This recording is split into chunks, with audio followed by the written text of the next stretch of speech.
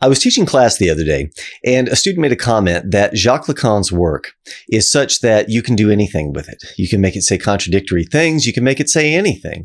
And that in the end, it says more about the person than it does about Lacan. Well, that's actually very interesting, and it's a species of a more general thing that goes back to Nietzsche. And the formulation of the idea is something like this. If a text is sufficiently flexible, then it becomes a mirror for the person. And so a mirror, in other words, it reflects that person back onto themselves. And so you can stare into the text just in the same way that you can work with art or music or any other medium, and it becomes a mirror for you and allows you to see yourself and for us to be able to see, an expression of who you are in that interpretation, in that artistic work, in that musical work, and whatnot. So this goes back to Nietzsche, because Nietzsche said that all philosophy is in part autobiographical.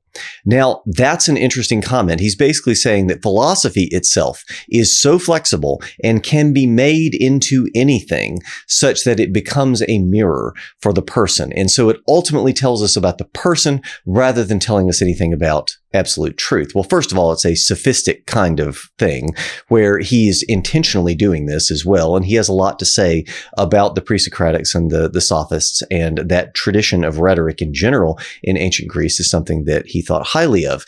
And so it makes sense that he would have an idea and express it in a modern way that is very much the same kind of thing.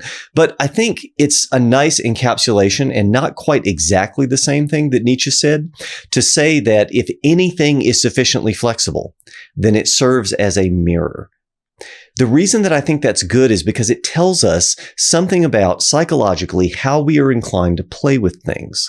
If you have a tool that is sufficiently flexible that you can do anything with it, like designing a video game or, composing a piece of music, if there is something that you can turn into a musical instrument and it has sufficient variation that's possible with it, then it becomes a medium of expression. And as a medium of expression, it becomes a mirror that allows us to reflect parts of ourselves. In other words, that's, I think, a more accurate and interesting way, potentially, or at least more provocative way of saying what it is that we really do with some of these things. So anyway, I hope it's a useful idea. And I hope it's good to think with.